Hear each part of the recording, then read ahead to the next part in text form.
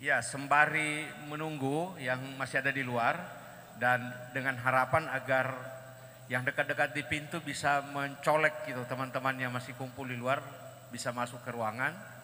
Kita akan mulai sesi berikutnya dari rangkaian rapat kerja Apeksi Komil 6 kali ini.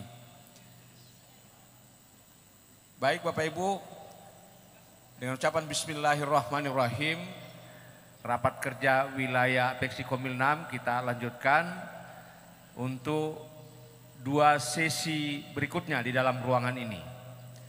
Sesi yang pertama adalah expose para narasumber. Lalu kemudian setelah itu kita akan melakukan rapat kerja wilayah, mudah-mudahan ini bisa cepat tanpa mengurangi kualitas keputusan. Dan setelah itu kita akan akhiri di dalam ruangan dan siap-siap melakukan kunjungan wisata ke batas Papua New Guinea. Untuk sesi expose ini saya mengundang dengan hormat Pak Wali Kota Ternate, Pak Dr. Mari Pak. Lalu Pak Wali Kota Jayapura masih di bawah. Minta tolong nanti diingatkan beliau. Iya. Saya ingin menginformasikan kepada kita semua bahwa sejatinya pagi hari ini di seksi expose itu ada 5 narasumber yang kita rencanakan. Yang pertama dari Menko Ekonomi yang dalam hal ini dipercayakan kepada salah satu deputi. Lalu kemudian dari Kementerian Dalam Negeri yang tadinya sampai semalam itu dipercayakan ke Dirjen Keuangan Daerah dan Pak Ketua Apeksi Pak Bima Arya. Berikut Pak Wali Kota Ternate, beliau sudah di samping saya, dan Wali Kota Jayapura untuk sukses story. Nah, terhadap 3 narasumber di depan yang saya sebutkan tadi, sedianya dari Kemenko Ekonomi itu dengan Dirjen Keuangan Daerah, kami bersepakat kemarin, beliau-beliau tidak sempat secara fisik hadir di Jayapura, lalu kita maunya acara ini digabung, hibrid, jadi dalam jaringan dan di dalam ruangan. Tapi sampai jam 12 semalam, tadi saya sudah lapor ke Pak Wali Kota, oleh teman-teman Kominfo dengan berbagai upaya buka link dan kita coba, ternyata di dalam ruangan ini untuk bisa terkoneksi bagus ke Jakarta itu menjadi masalah. Itu suara tidak bisa didengar, kita coba tes dan berkali-kali itu tidak bisa menghasilkan komunikasi yang bagus. Nah, oleh karena itu dengan segala penyesalan untuk 2 materi itu tidak sempat kita sampaikan pada siang hari ini. Tapi soft copy materinya itu disediakan oleh sekretariat, nanti kalau Bapak Ibu butuhkan bisa dengan Ibu Rauda. Lalu yang berikut Pak Bima Arya yang juga sejatinya bicara di sini, tapi beliau kami sudah sampaikan agar itu disampaikan saja di sambutan dan sebagian besar tadi sudah dikemukakan. Untuk kesempatan sekarang ini Pak Wali Kota Bogor ada di bawah kita ini melakukan motivasi bagi unsur generasi muda di Kota Jayapura. Nah, oleh karena itu pada sesi kali ini kita akan berbagi pengalaman dengan 2 wali kota. Yang pertama Pak Wali Kota Ternate, di samping kanan saya sudah ada beliau, dan juga dengan Wali Kota Jayapura, insya Allah sebentar akan bergabung. Mudah-mudahan ini tidak lama lalu kita akan masuk ke rapat kerja dan kita akan akhiri seluruh rangkaian pertemuan kita di tempat ini. Untuk menghemat waktu, saya cek dulu Pak Wali. Materi Pak Wali Kota Ternate sudah siap ya? Oke, ya karena sudah siap, kami persilakan dengan hormat Pak Wali Kota Ternate menyampaikan sukses story dalam menyelenggarakan pemerintahan pembangunan pelayanan masyarakat di Kota Ternate. Kepada beliau dipersilakan dengan hormat.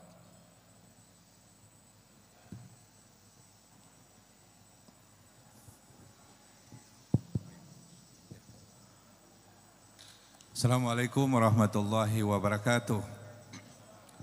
Selamat pagi, salam sejahtera untuk kita semua. Salam sehat.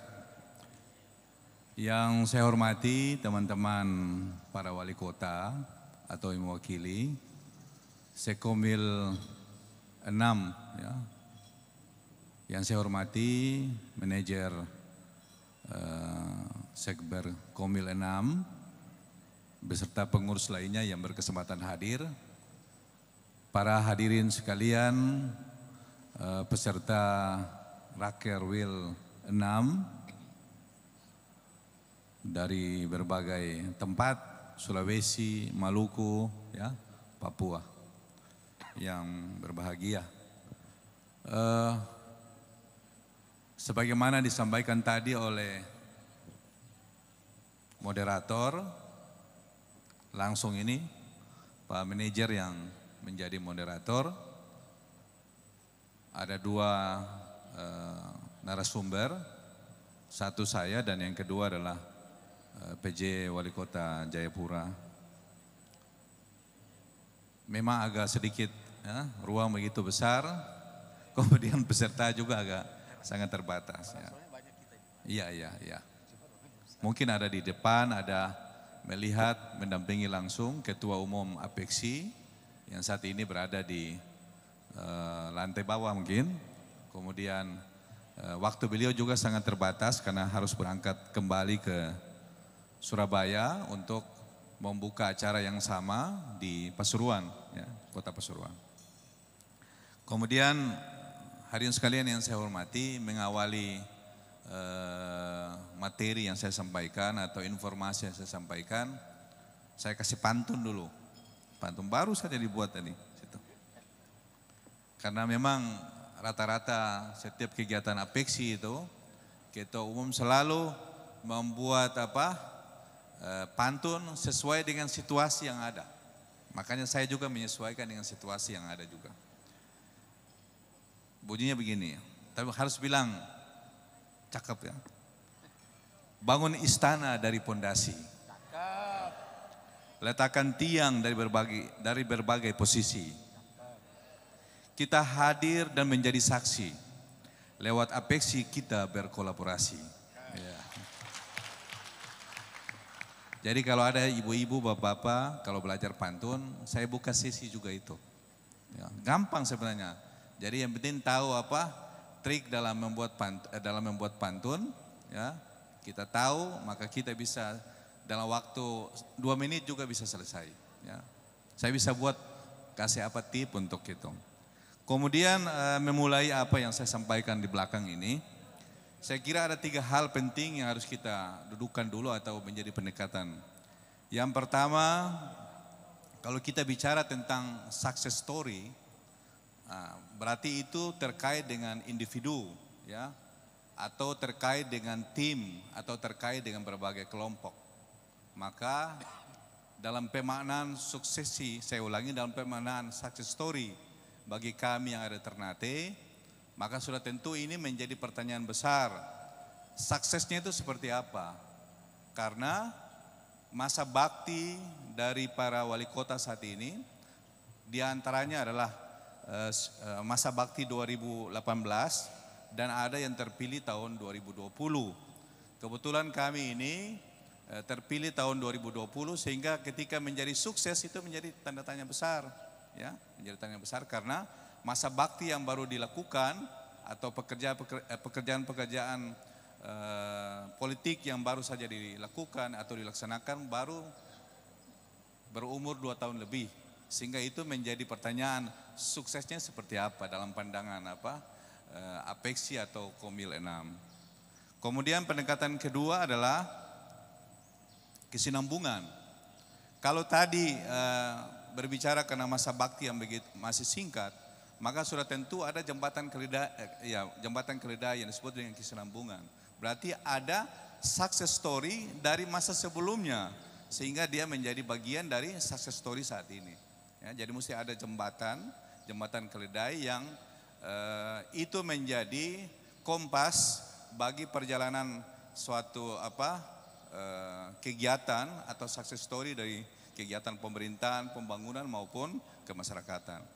Kemudian yang ketiga, sengaja saya menyampaikan ini tidak berarti bahwa Ternate itu sukses, tidak. Karena nanti kita bisa membuat tipologi, karena dalam pemerintahan itu ada disebut dengan tipologi. Maka tipologi yang saya sampaikan ini adalah karakter-karakter kota yang berkarakter kota kepulauan. Jadi tidak bisa dibuat general bahwa kota di Indonesia seperti itu atau berbasis daratan, berbasis pegunungan seperti di daerah Jayapura, tetapi ada beberapa kota-kota tertentu yang berada di wilayah Indonesia, khususnya di wilayah timur yang berkarakter kepulauan. Sehingga pendekatan pun yang kami lakukan adalah pendekatan kepulauan.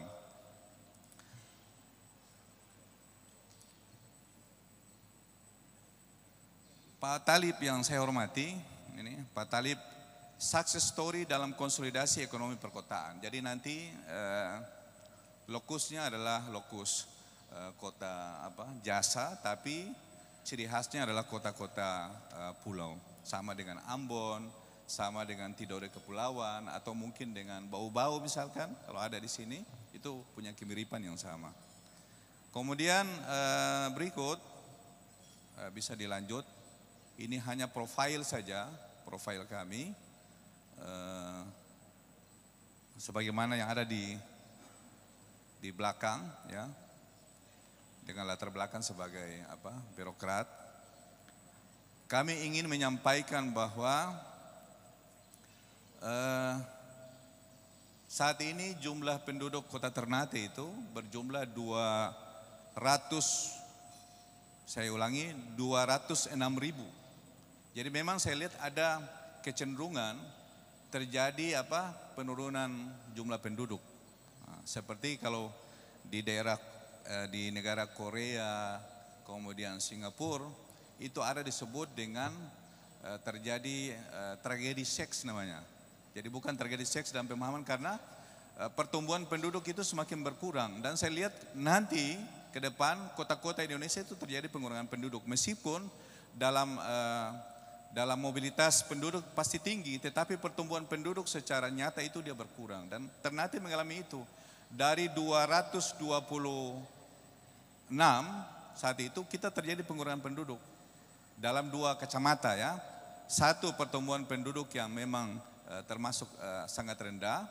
Kemudian yang kedua, karena ada mobilitas tumbuhnya pertambangan yang tumbuh subur di Maluku Utara, sehingga banyak penduduk yang keluar bekerja di daerah tersebut. Kemudian ada persyaratan-persyaratan administrasi di suatu wilayah yang mengharuskan para pekerja itu harus pindah atau mutasi penduduk. Itulah yang menyebabkan terjadi pengurangan penduduk yang saat ini berjumlah 206.000 jiwa.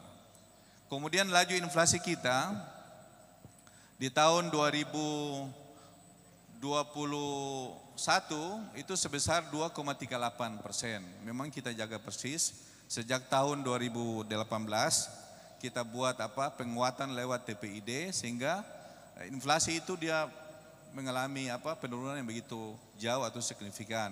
Dari 9,76 di tahun 2013, kemudian di tahun 2018 dia mengalami peningkatan yang luar biasa saat itu, sehingga Ternate di tahun 2018 adalah 9 dari beberapa daerah termasuk provinsi yang berkinerja terbaik dalam TPID.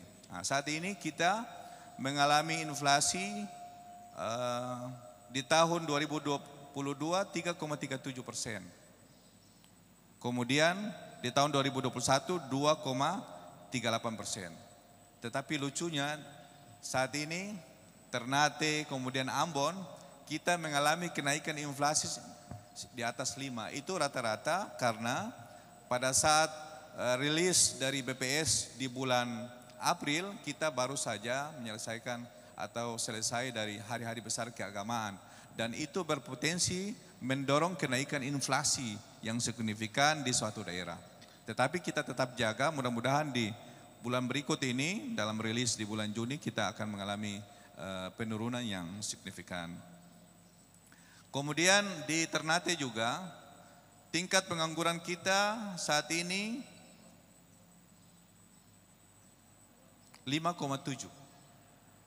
Jadi terbuka 5,70%. Di tahun 2021 5,70%, kemudian di tahun 2022 5,77%. Kemudian penduduk miskin kita hanya 7.540.000 jiwa. Tingkat kemiskinannya 3,11. Ini termasuk tingkat kemiskinan terendah di Indonesia ini rata-rata. Kalau kita lihat dari angka-angka statistik dari tingkat kemiskinan di setiap daerah ini termasuk tinggi, ya. Pernah satu ketika Rektor UMI datang ke Ternate, dia heran. Dia mencoba untuk datang di beberapa tempat, Pak Talib, dia heran kok rumah-rumah masyarakat kok begitu bagus. Saya bilang secara struktur kemiskinan di Ternate itu tidak terlihat, ya, tidak sama kalau di daerah tempat lain. Saya tidak menyebutkan tempat, orang bisa tidak punya tempat tinggal, orang mungkin bertempat tinggal di tempat tertentu yang kumuh atau di bawah jembatan, kalau sana tidak. Makanya tingkat kemiskinan kita sangat rendah, yaitu 3,11. Kemudian PDRB ADHK, ya, per kapita, maksudnya per kapita atas dasar konstan. Tahun 2022 sebesar 35,92 juta rupiah per tahun, sedangkan tahun 2021 35,7 juta rupiah. Saya lupa tadi menyampaikan apa yang di-stressing oleh Ketua Umum bahwa atau disampaikan oleh manajer bahwa kita perlu ada satu atensi, ya, karena saya yakin di semua daerah di Indonesia, apakah itu kabupaten, apakah itu kota, pasti mengalami kontraksi pertumbuhan ekonomi, khususnya ketika mengalami COVID secara massal atau masif di antara tahun 2020 sampai 2021, sehingga perlu ada kebangkitan ekonomi dengan berbagai cara yang dilakukan oleh berbagai pemerintahan atau tingkatan pemerintahan, baik itu pemerintah provinsi, kabupaten maupun tingkat perkotaan. Kemudian pertumbuhan ekonomi kita saat ini di tahun 2022 5,32%. Jadi apa yang saya sampaikan tadi benar, dan ternyata di tahun 2021 hanya 2,58%, ya, 8%. Kemudian IPM kita, meskipun mungkin di Maluku Utara IPM itu kalau dibuat ranks rata-rata mungkin di bawah nasional, tetapi khusus Ternate untuk jajaran Provinsi Maluku Utara, IPM kita di tahun 2022 80,82% IPM kita. Di tahun 2021 80,14%. Kemudian secara pemerintahan ini ada data yang ada. Jadi di Papua ini lumayan saya lihat hanya kalau tidak salah 5 kecamatan, 25 kelurahan, yang sisanya lain adalah kampung. Kemudian ketika kita bicara tentang sukses, maka mesti ada guidance-nya. Apa ya guidance-nya? Pasti guidance setiap pemerintahan itu adalah visi maupun misi, ya. Ini penting untuk disampaikan. Guidance kita adalah visi kita. Jadi ada 8. Jadi visinya adalah kalau di Ternate kita sebut dengan Ternate Andalan. Itu tagline saja dari singkatan mandiri dan berkeadilan. Jadi orang bertanya, apa itu mandiri, apa itu keadilan? Jadi mandiri itu pemahaman pasti berkaitan dengan otonomi. Tetapi ketika kita bicara tentang keadilan, maka alhamdulillah Ternate ini sama juga dengan Jayapura sebagai bagian dari mini Indonesia. Sehingga pemahaman kita, kami saat ini sebagai kepala daerah, memahami keadilan itu artinya bahwa Ternate Andalan itu adalah semacam, kalau Pak Talib bisa diumpamakan, itu adalah sama dengan nampan begitu. Ya, nampan. Jadi kami itu adalah nampan. Keadilannya di mana?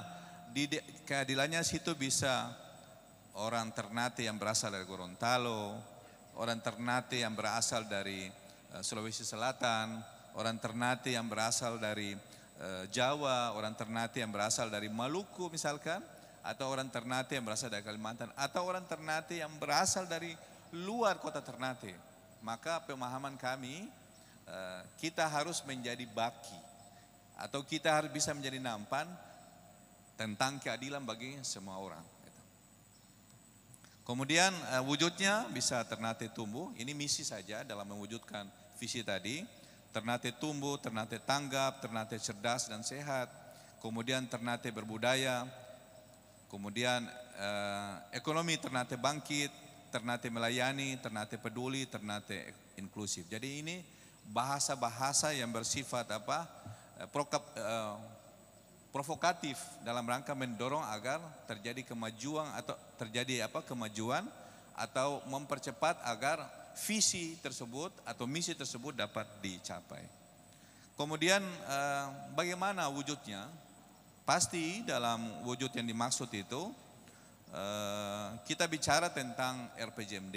Tetapi ketika kita bicara tentang RPJMD, mungkin dalam pemahaman mainstream kita semua sama, dari teman-teman yang hadir ini sama kita, bahwa pasti ada kekhususan atau disebut dengan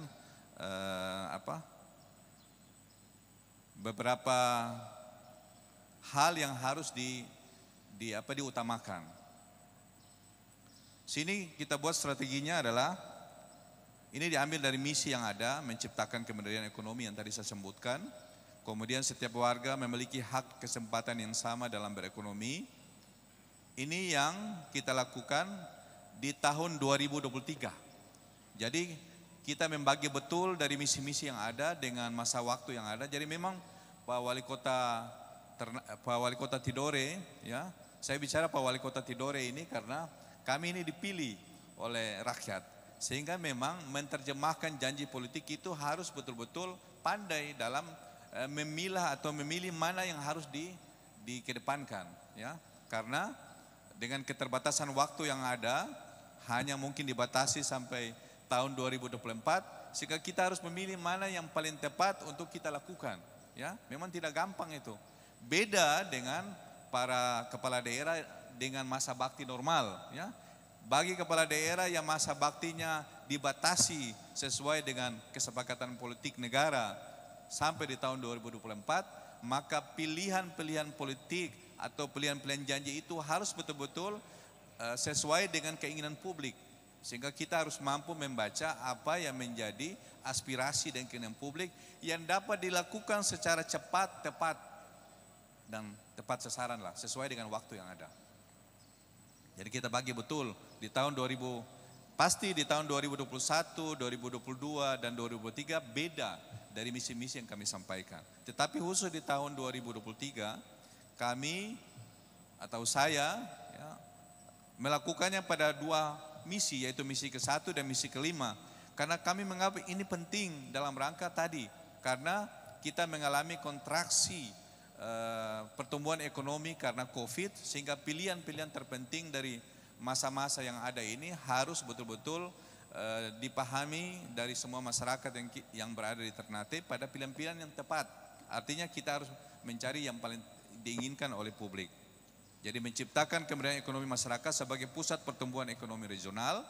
Kemudian setiap warga memiliki hak dan kesempatan yang sama dalam berekonomi. Jadi tadi terjemahan dari keadilan itulah yang harus kita lakukan. Makanya ekonomi Ternate ini menjadi tumbuh cepat karena salah satu sumbangsih adalah dari Gorontalo, dari Bugis, dari Makassar, bahkan dari Buton pun sama memberikan kontribusi bagi percepatan pertumbuhan ekonomi yang ada di kota Ternate. Karena memang apa? Karena memang kebetulan Ternate tadi sebagai kota pulau, maka kesempatan mobilitas manusia, barang dan jasa itu sangat tinggi.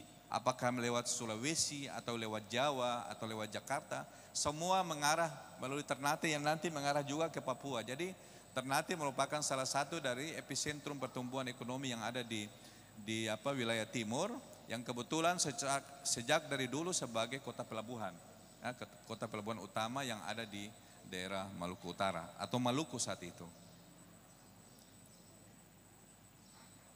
Kemudian apa yang menjadi strategi pemulihan ekonomi? Ya, kalau kita bicara tentang strategi, maka saya lihat topik paling penting dari hari ini kita hadir, Pak Talib, adalah kolaborasi. Maka pemaknaan kolaborasi itu adalah kerjasama. Jadi Pak Wali Kota Ambon, kerjasama itu artinya kerja sama-sama. Karena ada memahami kerjasama itu bisa sepihak. Karena ada kalau dulu kami istilahkan makan tulang itu. Nah, tapi dimanai dengan kerjasama itu artinya kerja sama-sama. Ya.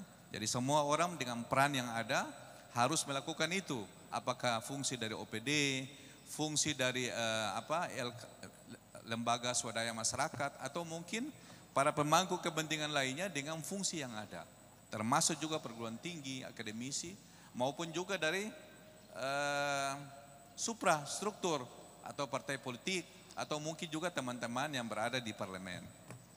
Jadi sini kalau kita memahami kerjasama apa wujudnya supaya kita bisa sukses. Pertama, kita revitalisasi kerjasama. Ini penting. Maksudnya begini, kadangkala dalam mainstream rejim itu begini, mungkin Pak Wali Kota bisa tahu, Pak Wali Kota Tidore, dalam mainstream rejim itu kadangkala ada semacam gengsi politik untuk kita tidak melakukan apa yang pernah dilakukan oleh rejim sebelumnya. Ya, padahal yang saya bilang tadi, kesinambungan, ada jembatan keledai yang tak terlihat. Bahwa sukses hari ini sebenarnya bagian dari sukses masa lalu yang mungkin sudah dilakukan. Itu paling penting untuk kita terjemahkan dalam pemahaman revitalisasi. Artinya apa yang pernah dilakukan baik itu kita lakukan. Salah satu contohnya adalah kalau di Ternate, kebetulan kita sudah melakukan penguatan apa disebut dengan segitiga emas. Jadi sebuah kerjasama region yang ada di wilayah Maluku Utara atas 3 wilayah, yaitu wilayah Ternate, kemudian wilayah Tidore Kepulauan, kemudian yang satunya adalah Halmahera Barat. Apa yang kita kerjasamakan? Kita kerjasamakan dalam wujudnya apa yang tidak ada di Ternate itu dibantu oleh Tidore Kepulauan, dibantu juga oleh Kabupaten Halmahera Barat. Apa yang tidak dimiliki oleh Tidore Kepulauan, apa yang tidak dimiliki oleh Kabupaten Halmahera Barat didukung, disupport langsung oleh Ternate. Itu disebut dengan kerjasama mutualisme, kerjasama yang saling menguntungkan antara satu daerah dengan daerah yang lainnya. Sehingga revitalisasi ini pun kami lakukan saat ini meskipun dalam rejim kami sebagai kepala daerah saat ini.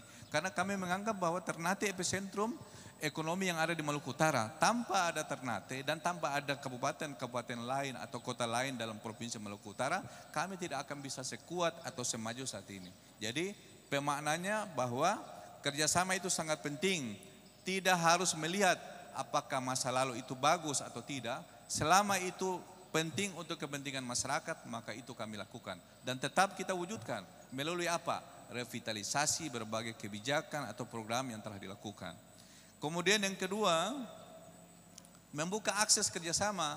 Ya, mumpun di Ternate, kebetulan Ternate ini ada bandara udara. Ternate juga ada pelabuhan laut.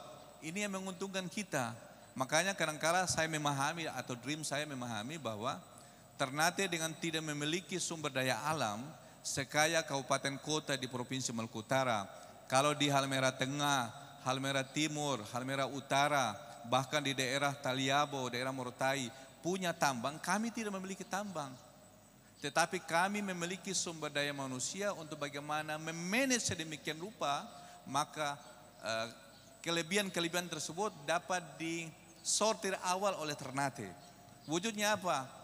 Ternate menjadi daya tarik bagi kabupaten kota yang tadi kebetulan sebagai sumber utama pertambangan, kita harus melalui Ternate dulu.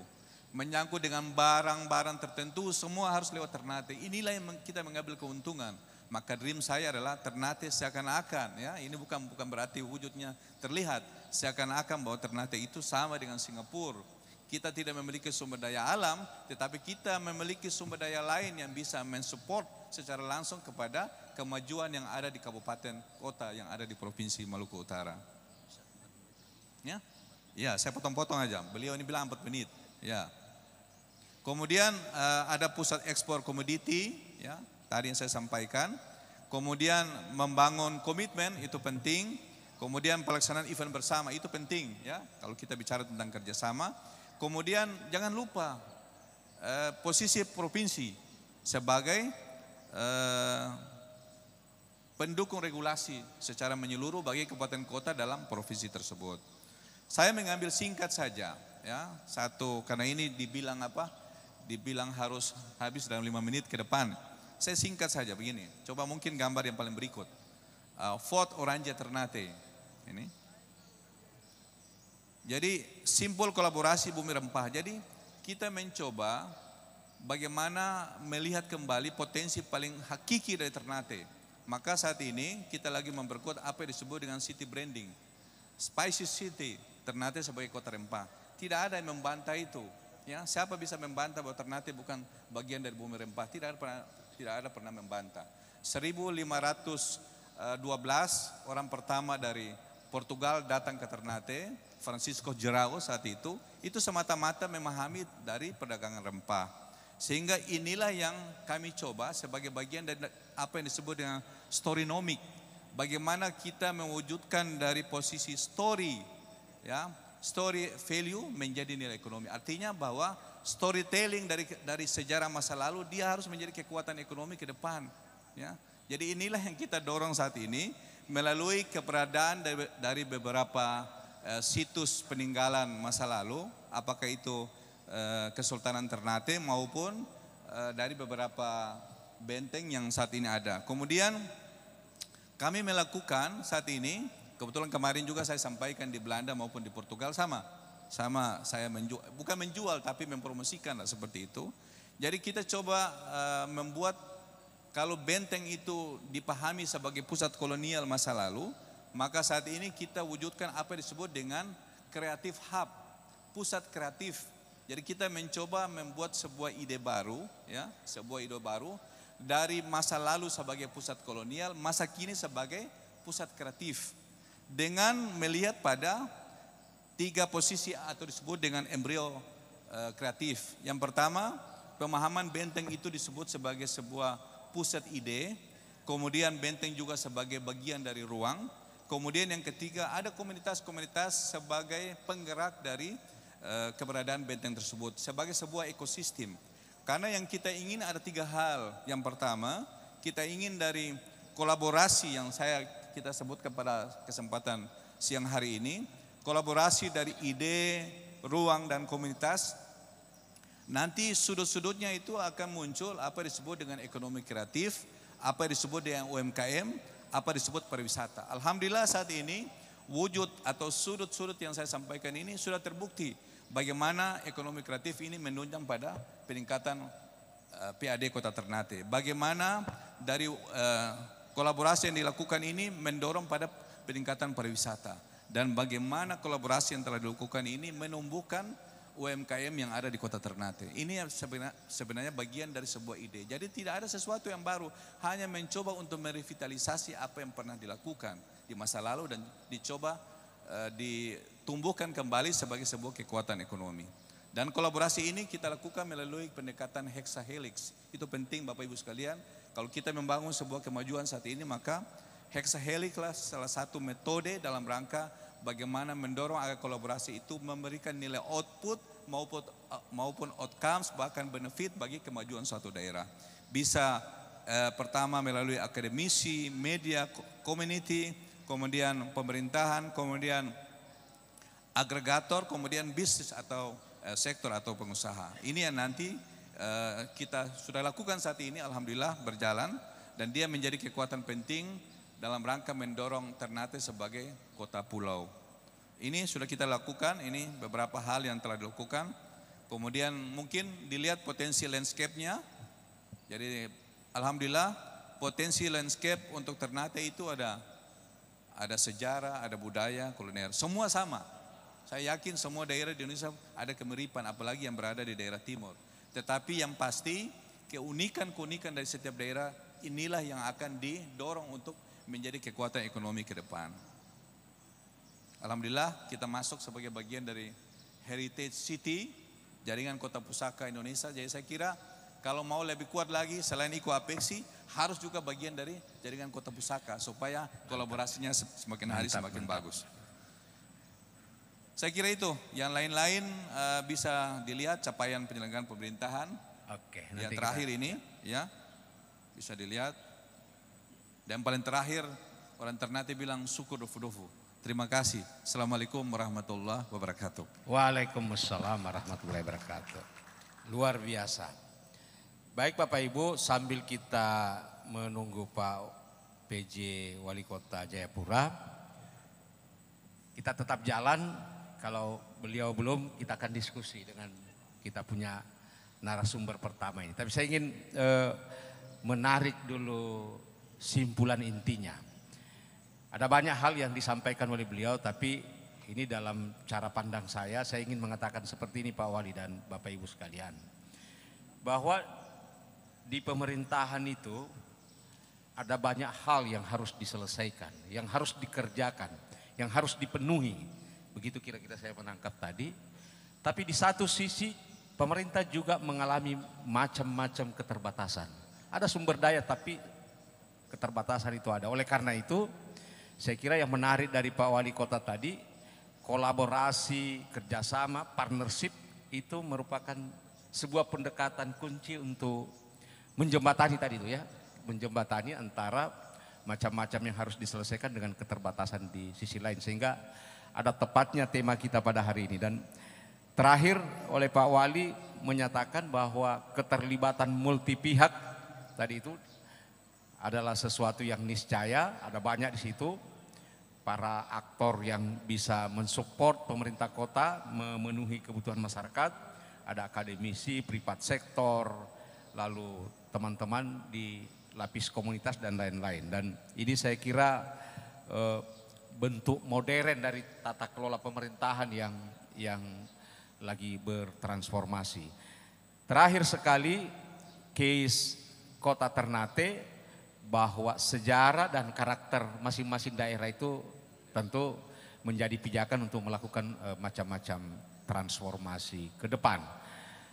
Itu saya kira dari banyak hal yang disampaikan oleh Pak Wali, catatannya nanti seluruh materi ini kami akan sampaikan ke Bapak Ibu. Sekali lagi sambil menunggu Pak Wali Kota Jayapura, saya di WA beliau akan ke atas. Tapi ada baiknya kita diskusikan materi ini sesuai dengan cara pandang, pengalaman kita untuk memperkaya kita punya bahan-bahan yang nanti menjadi tugas kami masuk ke apa yang akan disampaikan di Rakernas Apeksi. Saya minta tolong dulu, dari tadi salah satu kesulitan saya ini mencari orang ketika ada hal yang mau dihandle di dalam ruangan ini. Mengangkat meja tadi, memindahkan kursi sulit. Sekarang ini mengantar mic. Kalau ada orang yang mau bicara, minta tolong deh. Silakan kalau ada yang mau beri tanggapan di tengah tadi Bapak itu, minta tolong ya. Di tengah Bapak yang baju biru, silakan Pak kalau ada satu dulu.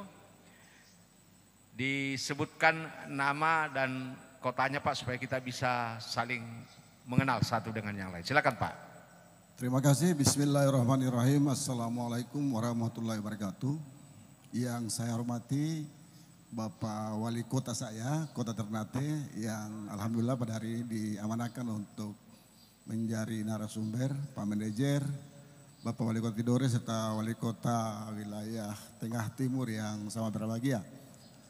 Mencermati apa yang telah disampaikan oleh narasumber tadi bahwa sesungguhnya terkait dengan pemerintahan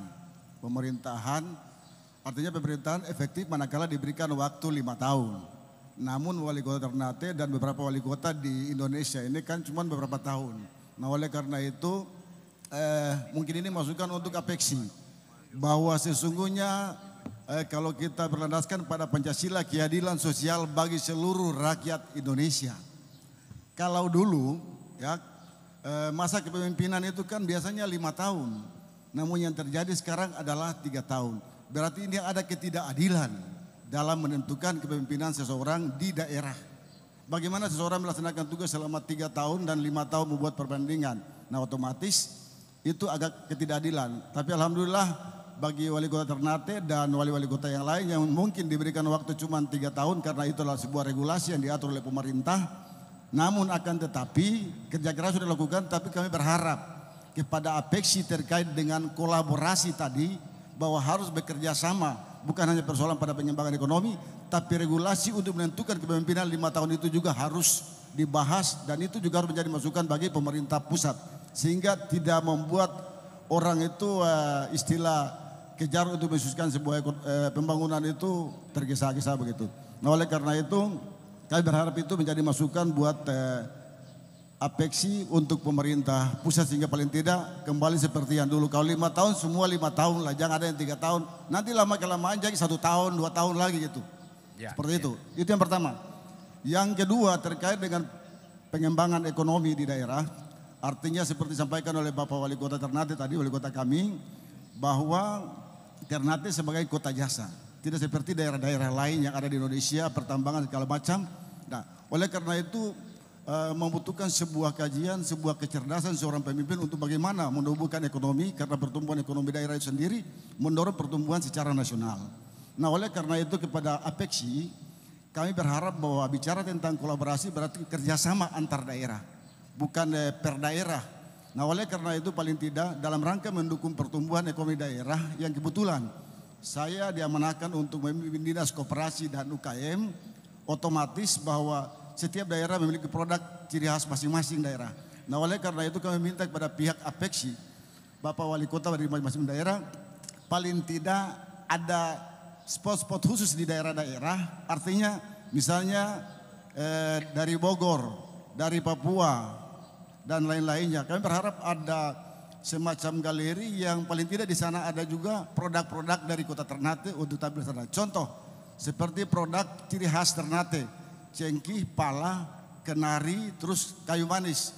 Kalau kenari otomatis di Papua mereka sangat menyukai itu. Nah oleh karena itu paling tidak diberikan fasilitas khusus sehingga paling tidak produk-produk dari Ternate itu bisa kami turut mensponsori dan memasarkan di masing-masing daerah, terutama Bapak Wali Kota yang tergabung dalam Apexi di semua daerah di Nusantara. Untuk sementara demikian, terima kasih. Wassalamualaikum warahmatullahi wabarakatuh. Makasih Pak, saya tahan dulu. Kalau yang biasa ditabung itu uang, hari ini pendapat yang di-save. Nanti dijelaskan Pak ya.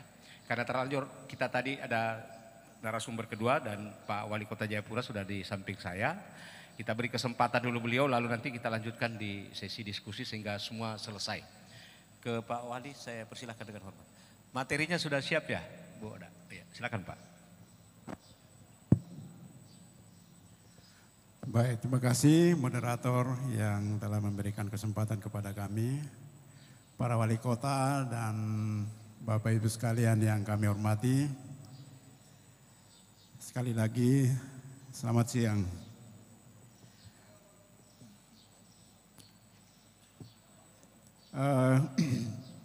Saya sebagai penjabat, tentu dalam kurun waktu yang sangat singkat, yaitu sejak tanggal 27 Mei 2022 yang lalu dan kemudian kemarin 1 tahun dievaluasi. Dan ya puji Tuhan, alhamdulillah bisa diberi amanah lagi untuk melanjutkan untuk 1 tahun ke depan. Saya bersama Bapak PJ Wali Kota Ambon, kami dua sama-sama. Ya, dalam waktu yang singkat maka tentu juga tidak merubah ataupun juga berbuat semua harapan masyarakat atau kebutuhan masyarakat di kota. Yang 5 tahun, 10 tahun juga pasti tidak tuntas seluruhnya. Walaupun ada kemajuan, ada perubahan, ada inovasi. Setiap kepala daerah, setiap pemimpin pada masanya, pada waktunya. Ya. Karena itu sebagai PJ tentu untuk mengisi kekosongan masa transisi dalam jangka waktu yang terbatas. Oleh karena saya sebelumnya ataupun juga ya saat ini juga lah sebagai sekda di Kota Jayapura sendiri, ya, sehingga ketika saya diberi amanah untuk menjadi PJ, walaupun tetap berada dari internal pemerintah Kota Jayapura, namun tugas pertama yang kami lakukan adalah tentu konsolidasi internal di pemerintah daerah,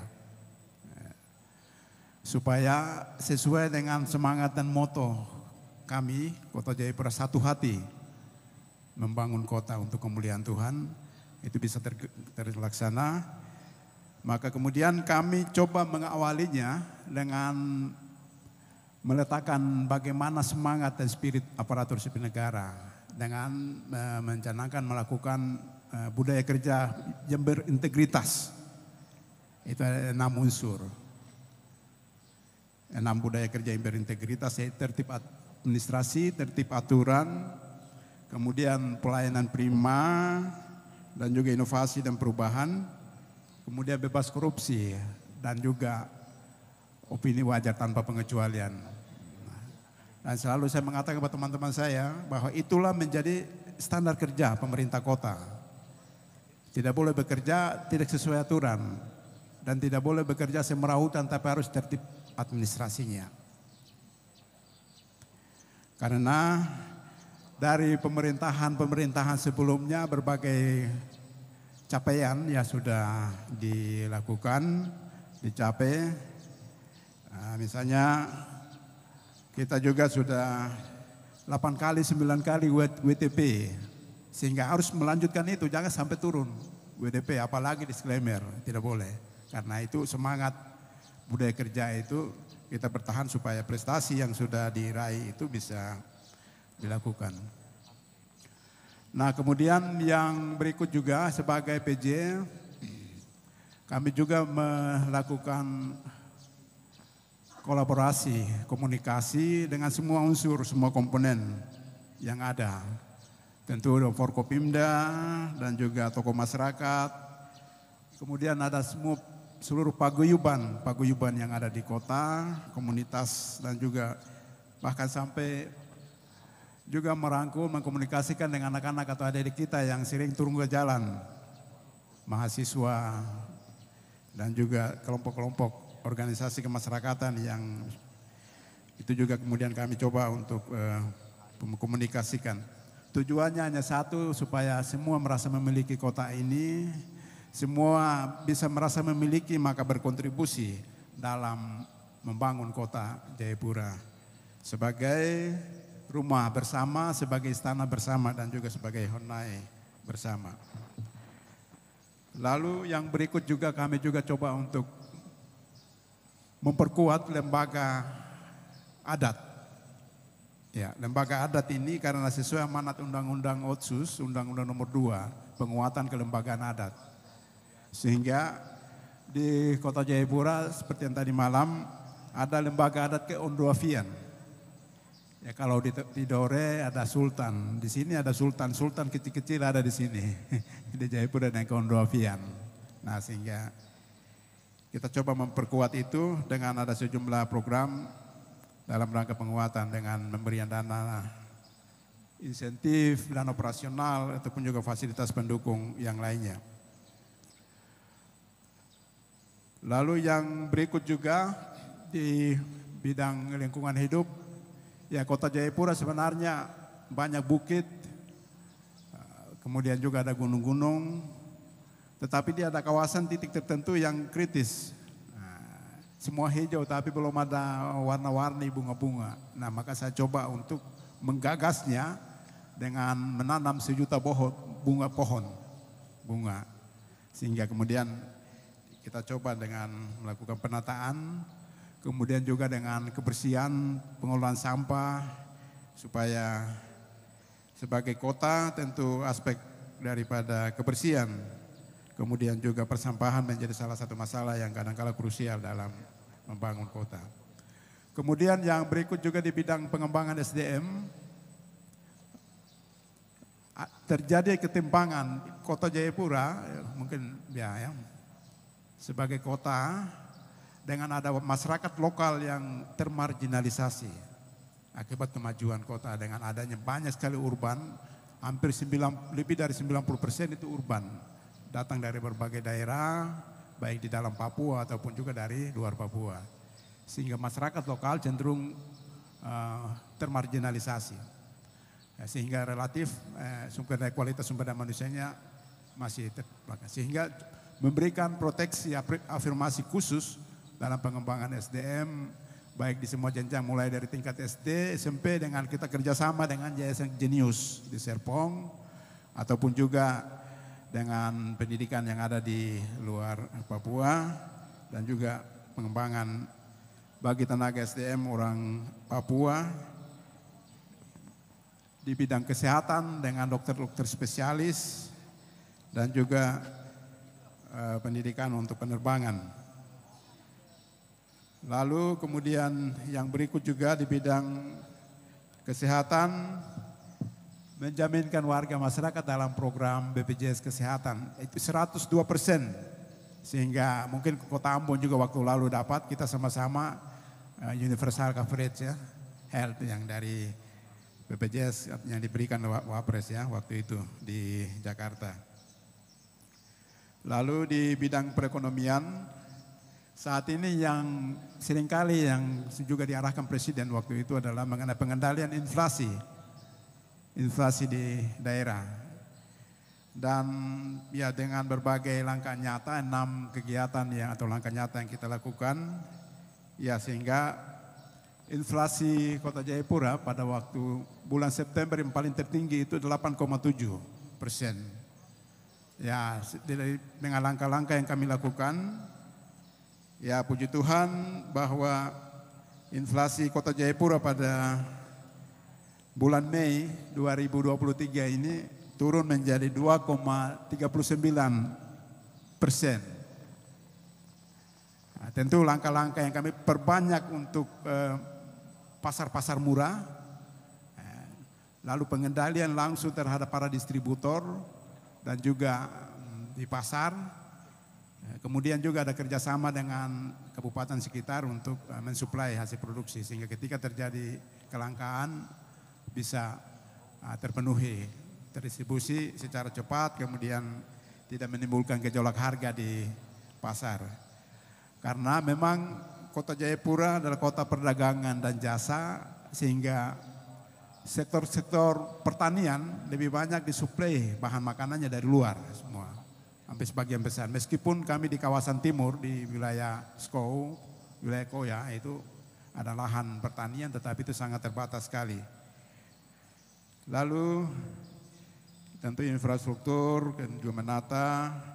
Lalu di bidang pelayanan publik selain PTSP, DPM PTSP, juga baru saya coba mendorong dari tahun lalu juga untuk pembentukan mall pelayanan publik. APBD perubahan. Sehingga puji Tuhan kemarin tanggal 19 Mei Pak Menteri PAN dan RB datang ke Jayapura. Beliau meresmikan mall pelayanan publik Kota Jayapura. Mungkin yang pertama di Papua. Saya tidak tahu di Maluku mungkin sudah adakah? Belum ada ya, mudah-mudahan. Karena kita ingin supaya jangan kita kalah terus, tapi kita juga harus maju bersama-sama teman-teman kita dari wilayah yang lain.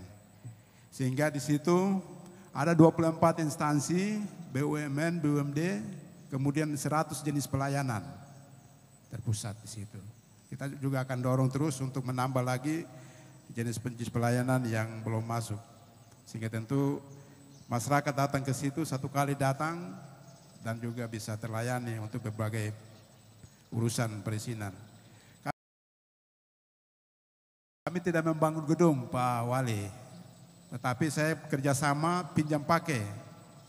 Kebetulan terminal tipe A kosong, gedungnya besar tapi kosong. Saya ketemu Pak Dirjen Perhubungan, kepala balainya, dipinjamkan 5 tahun dan diperpanjang. Ya, bisa sampai 10 tahun kita bisa gunakan. Sambil cari-cari lokasi untuk kita bangun lagi pelan-pelan. Tetapi intinya adalah bahwa kita memulai pelayanan yang terpusat dalam mall. Kita juga lagi mulai dorong lagi untuk 1-2 distrik untuk mall penanganan digital. Mudah-mudahan kalau itu bisa jalan ya, mudah-mudahan bisa memberikan layanan yang terbaik untuk masyarakat. Lalu yang terakhir karena waktu terbatas, ada mungkin beberapa capaian saja dari ya itu kita punya IPM Kota Jayapura itu sekarang tahun 2022 itu 80,61 IPM-nya. Ya, angka harapan lama sekolah itu 15,4 tahun. Penduduk miskin ini yang masih tinggi 11,12. Nah, inflasi seperti tadi sekarang 2,39. Lalu pertumbuhan ekonomi 3,29%. Pengangguran 9,71, ini masih tinggi dari jumlah penduduk 308.000 jiwa.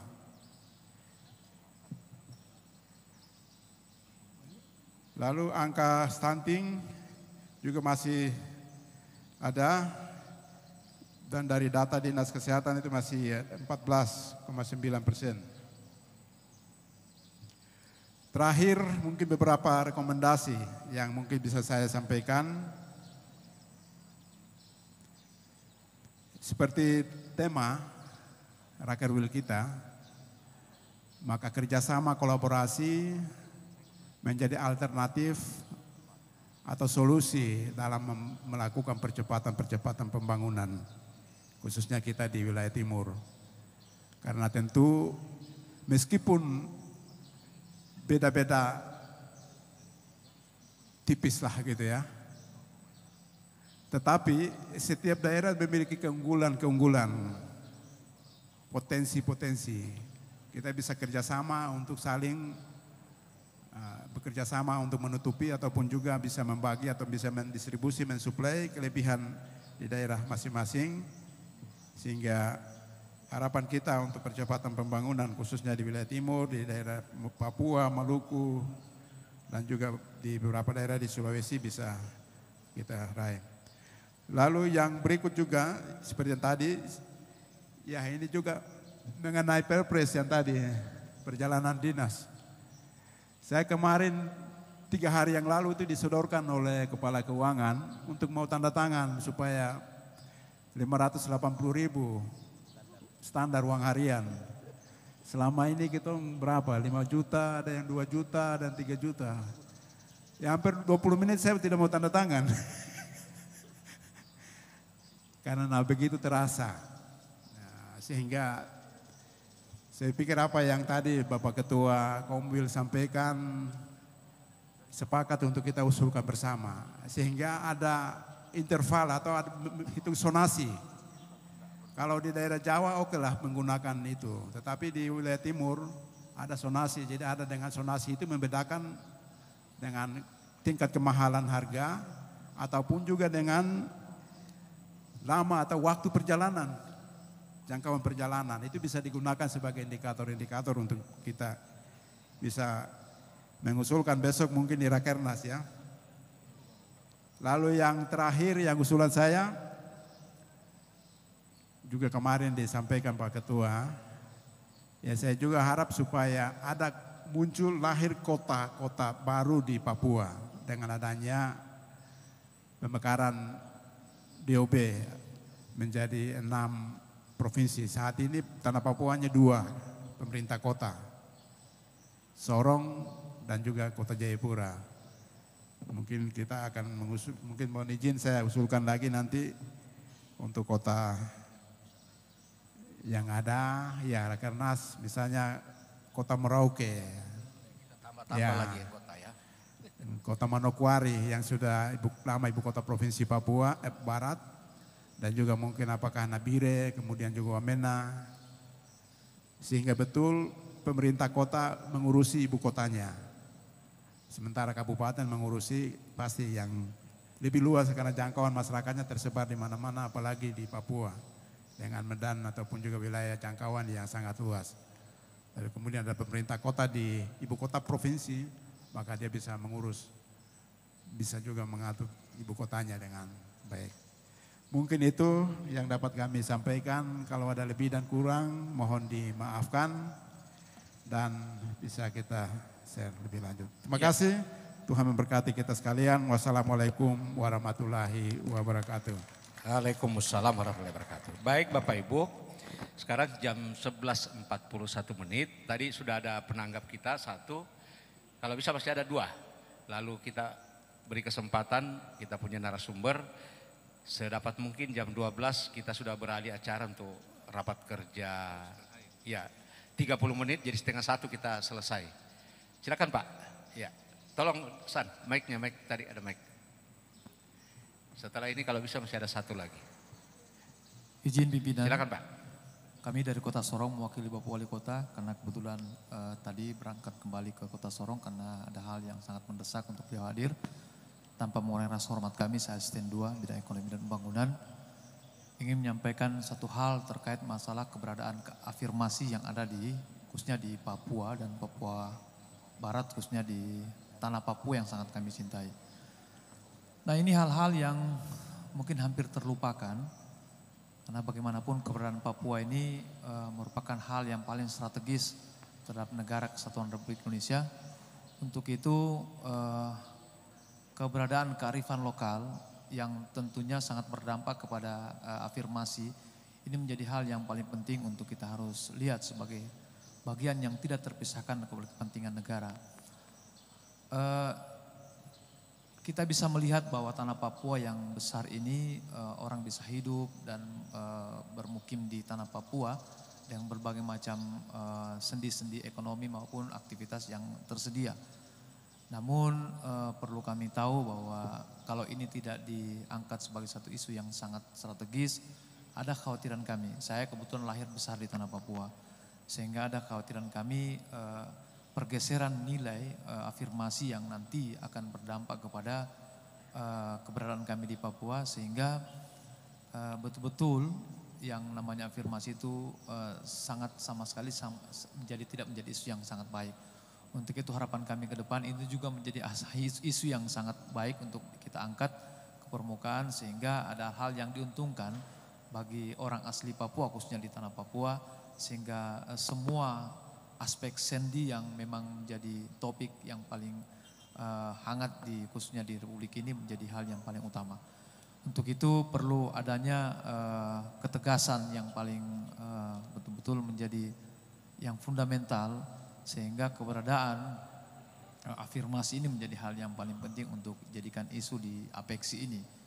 Kita tidak boleh hanya sekedar bercerita ekonomi, bercerita tentang pembangunan, tapi hal yang paling mendasar tentang keberadaan orang asli Papua juga menjadi isu yang paling strategis untuk kita angkat. Mungkin itu sekedar informasi. Terima kasih atas perhatian. Terima kasih Pak. Iya. Masih ada satu? Oh ya Pak, silakan Pak dari bawah. Baik, bismillahirrahmanirrahim. Assalamualaikum warahmatullahi wabarakatuh. Terima kasih Pak Moderator, Bapak Wali Kota Ternate yang kami hormati, Bapak Wali Kota Jayapura dan seluruh Wali Kota yang sempat hadir serta undangan yang kami hormati. Saya Laude Aswad, asisten 1 Kota Bau-Bau di Sulawesi Tenggara. Terima kasih kesempatannya. Tentu saya kira tadi sudah banyak hal yang disampaikan oleh para narasumber maupun di beberapa sambutan di awal tadi, harapan termasuk usulan-usulan apa yang akan dibawa di rapat kerja nasional nanti. Tapi saya ingin juga memanfaatkan rapat kerja ini juga ingin menimba pengalaman atau paling tidak sukses story di beberapa daerah khususnya di narasumber Pak Wali Kota Ternate dan Pak Wali Kota Jayapura. Ingin juga siapa tahu bisa diterapkan di kota-kota lain, di 17 kota di Suma, Papua ini. Pertama kepada Wali Kota Ternate, kalau kita lihat kondisi geografis Kota Ternate ini kan kotanya kecil ya, saya juga pernah ke sana waktu ada acara. kotanya kecil dan memang padat, tentu sebagai ibu kota provinsi yang sekarang juga dipersiapkan walaupun di tempat lain, tapi tentu kita ingin juga mendengarkan inspirasi kira-kira untuk kota-kota lain. Pertama saya ingin minta semacam strategi soal penanganan parkir dan PKL di Kota Ternate, karena memang saya juga pernah menulis di beberapa artikel soal patologi perkotaan ini, penyakit-penyakit di perkotaan ini, antara lain yang memang sulit kita kendalikan ini soal PKL, soal parkir, soal sampah misalnya. Ini yang masalah klasik yang hampir semua di perkotaan di dunia, bahkan di Indonesia termasuk di dunia mungkin, sehingga saya memasukkannya sebagai patologi perkotaan. Penyakit-penyakit di perkotaan yang sulit kita berantas. Tentu ini ingin berbagi pengalaman di Kota Ternate soal yang dua ini. Soal PKL, soal parkir. Karena kotanya juga kecil. Kira-kira itu yang bisa kami harapkan dibagi untuk kota-kota lain di 17 kota di Indonesia. Walaupun di kota lain sudah maju. Kemudian izin Pak Talib, satu untuk kota Jayapura. Pak Wali Kota, kita tahu Jayapura ini kan kota NKR betul ini, multi etnis, beragam, begitu. Kalau kita lihat, kalau kita belajar kita baca profil kota Jayapura, memang hampir semua suku-suku bangsa ada di sini. Tentu dengan keragaman itu dan memang Papua secara umum, kalau kita baca di media misalnya rawan konflik, rawan bermacam-macam, begitu. Tapi saya melihat di kota Jayapura memang relatif aman ini. Tentu apakah ini memang kotanya sejarahnya seperti itu. Kita juga ingin mengadopsi ini strategi. Yang perlu mungkin berbagi pengalaman soal peran forum kerukunan umat beragama. Ini juga kita ingin dengarkan Pak Wali Kota Jayapura, siapa tahu juga bisa diadopsi di beberapa daerah, utamanya di Komisariat 6 ini. Kira-kira itu Pak Dr. Talib, terima kasih, mohon maaf kalau ada kekurangan. Saya akhiri, wassalamualaikum warahmatullahi wabarakatuh. Waalaikumsalam warahmatullahi wabarakatuh. Ya baik Bapak Ibu, saya close ya untuk tanggapan. Saya persilahkan dulu ke Pak Wali Kota Ternate. Tadi ada satu, kita save. Lalu yang berikut soal kearifan lokal, ada soal keragaman ya warga kita. Dan parkir PKL dan sampah ya, itu seperti apa. Kalau ini bisa masuk ke potensi kolaborasi tadi itu mungkin jauh lebih bagus lagi ya. Silakan Pak Wali. Iya, terima kasih atas beberapa atensi tadi yang disampaikan. Mungkin saya memulai dari awal dulu. Apa yang disampaikan tadi oleh Kepala Dinas Koperasi. Ini sama dengan murid tanya guru. Ya, murid tanya guru. Maksudnya begini, pertanyaan umum bilang begini. Kira-kira apa yang bisa dilakukan dengan waktu yang terbatas? Itu mungkin bahasa umum bilang begitu. Jadi kita sudah punya jawaban, ya. Jadi apapun yang terkait dengan desakan waktu, pilihan-pilihan kebijakan, itu juga harus determinasinya adalah jawabannya atau istilah jawabannya itu singkat saja. Mungkin Pak Talib jawabannya bilang begini. Lebih baik sedikit berbuat daripada banyak berbuat tapi tidak terasa. Kira-kira apa yang bisa didapatkan dari kami dengan masa waktu 3 tahun? Tidak bisa. Tetapi kalau dalam ilmu pemerintahan apa yang disebut dengan misi impossible. Itu ada dulu Pak Rias sering bilang misi impossible. Yang tidak bisa harus bisa dilakukan oleh pemerintah. Itu uniknya mengelola pemerintahan di Indonesia seperti itu. Keterbatasan anggaran, keterbatasan sumber daya manusia itu menjadi tantangan, tapi harus dilakukan. Makanya saya sering sampaikan di teman-teman OPD bahwa kita ini bukan Superman, yang kita wujudkan itu adalah super team. Itu kuncinya di situ. Makanya saya setuju tematik yang hari ini diangkat oleh Pak Wali Kota Jayapura, kolaborasi. Sebenarnya kolaborasi ini bahasa dulu bilang gotong royong. Cuma agak keren-keren supaya kita bilang kolaborasi saja. Itu. Jadi paling terpenting jawaban singkat tadi.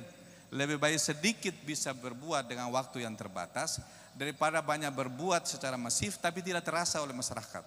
Sehingga pilihan inilah yang kami ambil di Ternate. Itu jawabannya. Kemudian ada pertanyaan kedua, bagaimana membangun agar semua pusat-pusat keunggulan yang dimiliki daerah seperti apa? Saya sering membuat satu kebijakan di daerah, apapun setiap kegiatan harus ada expo UMKM, itu penting. Dengan maksud apa? Dengan maksud supaya kita sendiri, pemerintah sendiri yang menjadi pelaku endorse terkait dengan produk dari UMKM. Itu penting, ya. Kalau bukan kita siapa lagi? Itu. Jadi kita tidak perlu bicara untuk nanti produk Ternate dikenal di mana saja. Kita mengenalkan dulu produk kita di daerah kita sendiri. Alhamdulillah saya bisa memperkenalkan di beberapa daerah. Kalau ada kebijakan-kebijakan, saya ulangi, ada program-program atau kegiatan nasional seperti Apexi nanti, Ternate akan kita ikut berpartisipasi. Kegiatan di Lampung kami ikut, kegiatan di Padang kami ikut. Ini bagian dari promosi, ya. Jadi sebenarnya promosi paling sederhana itu kepala daerah sendirilah yang bisa menjadi endorse. Misalkan contoh, kalau ada kuliner utama, tolonglah inilah main di media sosial. Itu media paling gampang, murah meriah. Nah, murah meriah. Jadi saya pikir kita tidak harus mengalokasikan dana dengan miliar rupiah hanya untuk promosi. Sebenarnya ajang promosi itu gampang. Kesempatan siang hari ini yang dilakukan oleh Jayapura ini adalah kesempatan promosi bagi teman-teman yang berasal dari luar Papua. Itu jawaban yang kedua. Kemudian hal yang ketiga, saya mungkin membuat sedikit komentar terkait dengan kebijakan afirmatif. Sebenarnya memahami saya, kebijakan afirmatif yang dilakukan oleh pemerintah pusat sebenarnya justru itu menguatkan apa yang disebut dengan local wisdom. Contoh, ya, kalau menerjemahkan kuota penerimaan ASN atau PNS di Papua ini dengan tidak ada kebijakan orang asli Papua, saya yakin sulit untuk kita berkompetisi. Jadi pemahaman afirmatif atau kebijakan afirmatif justru lebih memperkuat apa yang disebut dengan local wisdom. Itu memahami saya seperti itu. Tetapi kalaupun nanti hal-hal tertentu justru mengancam terkait local wisdom, maka mesti ada filter. Nah, filter itu harus dipunyai oleh siapa? Filter itu justru harus dipunyai melalui kebijakan pemerintah daerah setempat. Itu mungkin saya harus menanggapi apa yang disampaikan tadi. Kemudian yang terakhir, ini memang sedikit komentar ya, tapi memang agak susah menjawabnya. Pertanyaannya gampang tapi susah menjawabnya.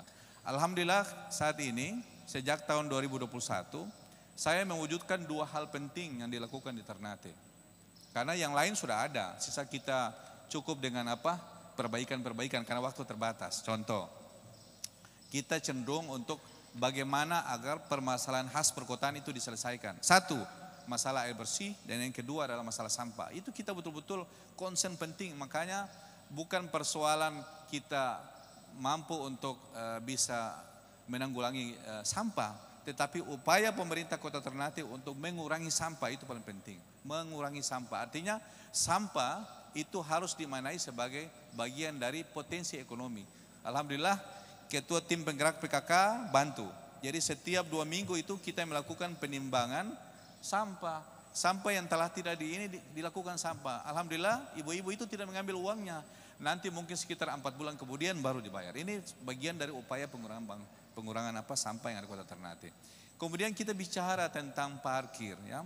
Kami juga di Ternate melakukan kerjasama dengan pihak ketiga. Kenapa orang bilang pemerintah daerah tidak sanggup? Bukan tidak sanggup. Karena memang saya berasal dari ASN dan saya tahu persis bagaimana patologi birokrasi atau mungkin penyakit-penyakit tertentu yang dimiliki oleh ASN kita. Oleh karena itu kita harus mampu mencari terobosan yang paling bagus dalam rangka menguatkan pendapatan daerah. Oleh karena itu kerjasama dengan pihak ketiga itu penting. Supaya apa? Kita tidak sakit kepala dalam rangka bagaimana agar mendorong pendapatan daerah itu bisa naik. Kemudian bicara tentang PKL, memang mohon maaf di pedagang di Ternate orang rambutan juga banyak. Tapi alhamdulillah tertib. Jadi saya harus memberikan apresiasi kepada para pedagang. Saya anggap mereka bagian warga saya. yang berasal dari Bugis, Makassar, Buton dan lain-lain, alhamdulillah memberikan kontribusi utama pada peningkatan PAD yang ada Kota Ternate. Jadi saya harus mampu menyampaikan terima kasih melalui perwakilan yang kebetulan hadir pada kegiatan APEXI di siang hari. Terima kasih. Assalamualaikum warahmatullahi wabarakatuh. Waalaikumsalam. Terima kasih Pak Wali. Ke Pak Wali Kota Jayapura, silakan Pak. Baik, terima kasih. Yang pertama dari Kota Bau-Bau, nanti saya hubungkan dengan yang dari Sorong ya, Kota Sorong. Di media apa saja, opini publik itu selama ini bertahun-tahun mengatakan bahwa Papua itu tidak aman, Papua berperang, Papua konflik, dan semua yang negatif. Lebih dominan daripada menyebarkan tentang capaian hasil pembangunan. Sehingga memang dengan opini publik yang seperti terbentuk, kemudian membuat investasi tidak mau masuk ke Papua. Tidak usah, jangankan investasi, orang datang untuk berlibur, berwisata, atau bahkan berdinas pun hitung-hitung. Selain biaya yang mahal, ya, selain biaya mahal.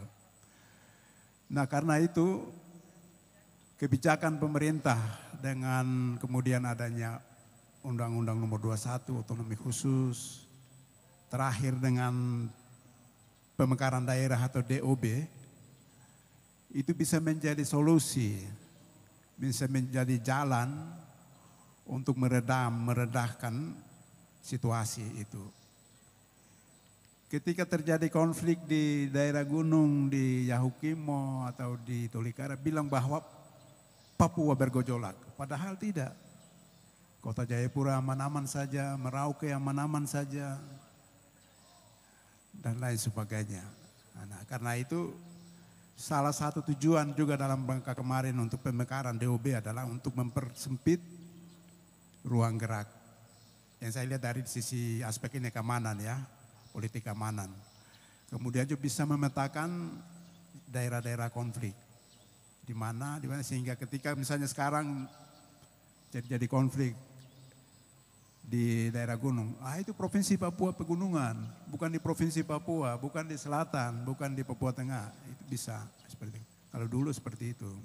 Tetapi kesemuanya itu menjadi sebuah dinamika yang harus dicermati, dijawab oleh pemerintah tentunya. Pemerintah bukan hanya pusat, tetapi juga pemerintah daerah. Pemerintah daerah dan diantaranya adalah dengan adanya kebijakan-kebijakan yang tadi disebutkan oleh Pak Asisten 2 dari Kota Sorong, kebijakan-kebijakan afirmasi yang juga Pak Wali Ternate sudah sampaikan. Kebijakan afirmasi atau proteksi, afirmasi positif, keberpihakan positif dalam rangka untuk menjawab persoalan-persoalan.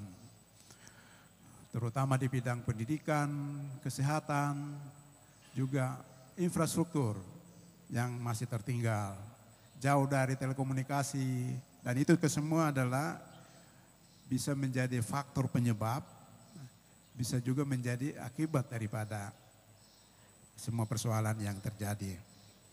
Nah sehingga pemerintah pusat sebenarnya sudah memberikan ruang yang cukup kepada Papua dengan adanya kebijakan otonomi khusus, dengan revisi Undang-Undang Nomor 2 2021 terakhir.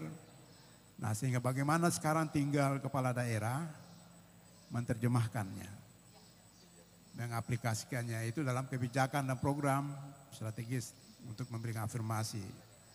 Misalnya contoh tadi di Kota Jayapura tadi saya sampaikan, Kota Jayapura kota yang sangat heterogen. Dari Sabang sampai Merauke ada di sini. Dan lebih dari 100 paguyuban ada di sini. Ya, termasuk daerah dari Sulawesi Tenggara juga ada beberapa paguyuban. Muna, Buton, Bau-Bau dan macam-macam. Dalam kerukunan keluarga Sulawesi Tenggara dan seterusnya. Jadi sangat heterogen dari 403.118 jumlah penduduk di Kota Jayapura. Dan karena sangat heterogen, maka ya semua komponen pemerintah kota hadir harus untuk semua. Tidak boleh untuk satu dua kelompok. Tidak boleh hanya untuk satu paguyuban atau satu komunitas atau satu suku. Harus hadir untuk semua. Dengan selalu memberikan afirmasi, memberikan kebijakan-kebijakan untuk semua. Tetapi tentu dengan melihat kepada kondisi lokal masyarakat itu sendiri. Misalnya di Papua, orang Papua ya, khususnya orang Papua secara keseluruhan itu juga ada, bisa dispesifikasi dari 7 wilayah adat ya. 7 wilayah adat itu dengan karakternya yang berbeda-beda, pola hidupnya yang berbeda-beda, pola bertani yang berbeda-beda. Di pesisir tentu dengan nelayan, di daerah gunung dengan pertanian juga dengan karakternya berbeda-beda. Nah itulah yang kemudian menjadi bagaimana kearifan lokal, afirmasi itu harus dilakukan di setiap daerah di Papua. Nah misalnya kami di kota, di sini ada masyarakat asli yang disebut masyarakat asli Port Numbai ya, yang punya wilayah ini. Mereka jumlah populasinya cukup terbatas. Dalam arti hanya lebih sekitar 12.000. Nah, dari 403.000 penduduk itu sekitar tidak sampai 15.000. Mudah-mudahan sekarang bisa 15.000. Dari jumlah saja sudah sangat sedikit. Kemudian tempat mereka mencari misalnya di Teluk Joteva dengan dampak dari pertumbuhan kota, kemudian polusi dan lain sebagainya. Nah itulah menjadi termarginalisasinya ancaman kehidupan, sehingga bagaimana pemerintah kota hadir untuk memberikan afirmasi, proteksi dengan peningkatan sumber daya manusia dan menyekolahkan anak-anak generasi sekarang ini supaya menjadi anak-anak yang hebat untuk masa datang di berbagai bidang, di kesehatan, kemudian juga di sektor pendidikan, ekonomi dan lain sebagainya. Nah itulah kearifan-kearifan yang coba kita, sehingga tidak menimbulkan gejolak di tengah kota yang sangat heterogen, termasuk juga untuk orang Papua yang lain. Nah itulah merawat kota yang heterogen sehingga bisa tercipta kota yang aman dan nyaman, tentu dengan komunikasi Forkopimda, FKUB, peran menjadi penting, dan karena itu kota menjadi kota yang rukun. Akhirnya tahun lalu ya kita mendapatkan Harmony Award dari Kementerian Agama dan pemerintah, dan itu mungkin merupakan hasil capaian daripada bagaimana masyarakat kota Jayapura yang heterogen itu bermacam-macam, berbeda-beda itu kemudian memiliki semangat yang sama untuk menjaga, merawat kerukunan, toleransi, kemudian juga harmoni di antara satu dan yang lain untuk membangun kota sesuai dengan moto satu hati. Moto ini setiap kali kegiatan, entah itu di sekolah, kegiatan ekonomi, harus tahu dan harus ucap. Itu kita wajibkan, pemerintah wajibkan. Jadi setiap masyarakat itu harus tahu, sekolah-sekolah, semua komponen harus tahu. Supaya dia mengilhami, tidak hanya mengucap, tapi juga dia tahu, bisa ucap dan juga bisa mengilhami. Menjadi semangat bersama, semangat satu hati untuk membangun kota yang sangat heterogen ini. Demikian yang dapat kami respon. Terima kasih, Tuhan memberkati. Wassalamualaikum warahmatullahi wabarakatuh. Waalaikumsalam warahmatullahi wabarakatuh. Terima kasih Pak Wali. Saya minta maaf Pak Wali Kota Ternate, Pak Wali Kota Jayapura. Enggak lagi saya minta buat closing statement karena waktu kita benar-benar terbatas. Saya hanya ingin mengatakan bahwa kalau diskusi kita ini diberi ruang waktu yang lebih cukup, ternyata ada banyak hal pengalaman kita masing-masing yang bisa dipertukarkan. Dan kami tadi sudah mencatat bahwa kolaborasi, kerjasama, partnership itu penting untuk bisa bermuara pada macam-macam kepentingan penanganan kota kita, baik di pemerintahan, pembangunan, dan pelayanan kepada masyarakat. Saya kira itu poinnya, dan kepada Pak Wali Kota Ternate, makasih yang sebesar-besarnya Pak Wali Kota Jayapura. Ini kami tidak bosan-bosan menyampaikan terima kasih Pak. Ini kita sudah repotkan beliau, diminta lagi berbagi pengalaman pada siang hari ini. Saya kira kita beri aplaus kepada kedua narasumber kita. Walaupun tadi itu saya sebut dari Jakarta Pak tidak sempat, tapi saya kira poin yang ingin kita capai pada diskusi ini sebagian besar sudah kesampaian. Saya kira untuk sesi ini kita akhiri dengan ucapan Alhamdulillahirrahmanirrahim. Assalamualaikum warahmatullahi wabarakatuh. Terima kasih Pak. Ya, berikut Bapak Ibu kita akan masuk ke sesi rapat kerja. Ini yang di depan kita di spanduk sejak tadi malam dan kiraan saya setengah jam. Jadi kita mungkin mohonkan tidak makan siang dulu biar kita selesaikan setengah jam ini. Karena di catatan saya cuma evaluasi bahannya sudah ada di teman-teman di sekretariat. Lalu mungkin yang sedikit agak nanti makan waktu kalau itu dibutuhkan. Masukan dari Bapak Ibu sekalian untuk bisa kita drafting program kerja 2024 termasuk bahan-bahan masuk di rapat kerja nasional di bulan Juli. Untuk itu dengan hormat, makasih Pak Wali, makasih. Ya, saya mohonkan Pak Wali Kota Tidore selaku Ketua Apeksi Komil 6 di depan Pak, kita gantian Pak Sekretaris Pak Horolillah di depan sini. Saya masih akan tetap di sini menemani beliau sampai kita tutup.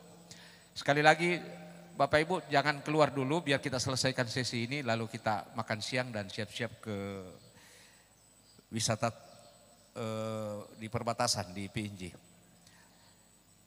Ya, kita akan lanjutkan sesi rapat kerja wilayah karena ini menjadi ranah pengurus.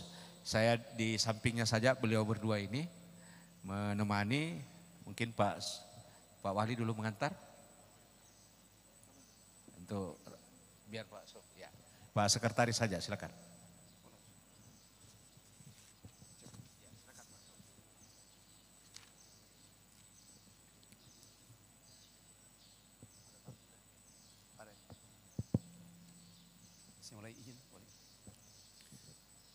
Izin Pak Ketua, kami bisa mulai, Pak Talib.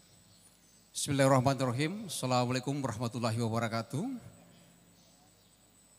Salam, selamat siang, salam sejahtera buat kita sekalian. Yang terhormat, Bapak Ketua Apeksi Komil 6, Bapak Kapten Haji Ali Ibrahim MH, dan juga sebagai Wali Kota Tidore Kepulauan.